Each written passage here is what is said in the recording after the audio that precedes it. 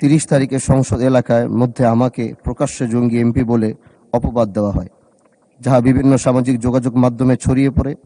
এতে করে আমি সামাজিকভাবে ভীষণ হ্যায় প্রতিপন্ন হচ্ছি। এন গর্বিত কাজ সংসদে অন্তরে হওয়াকে আমি সংসদে আমার বিশেষ অধিকার ক্ষুণ্ণ হয়েছে বলে মনে করছি।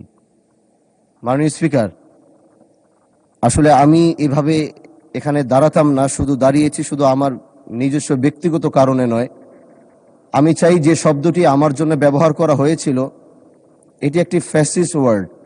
এগুলো গত 17 বছর ব্যবহার করা হয়েছে, আর এগুলো ব্যবহার করে ভালো মানুষকে, দাড়িওয়ালা টুপিওয়ালা মানুষকে বিভিন্ন অপবাদ দিয়ে বিভিন্নভাবে তারা হ্যায় প্রতিপন্ন করেছে। এজন্য আমি আপনার মাধ্যমে শুধু আমি বিরোধী দল দেখে নয়, এখানে সরকারি দল বিরোধী দল উভয় এমপি মন্ত্রীরা যারা রয়েছেন, আমি চাই আপনার মাধ্যমে প্রত্যেকেই যেন তার সম্মান নিয়ে যেন থাকতে পারে, কারো যেন সম্মান আগামীতে কেউ যেন ক্ষুণ্ণ করতে না পারে। এজন্য আপনার কাছে আমি বিনীত অনুরোধ জানাচ্ছি।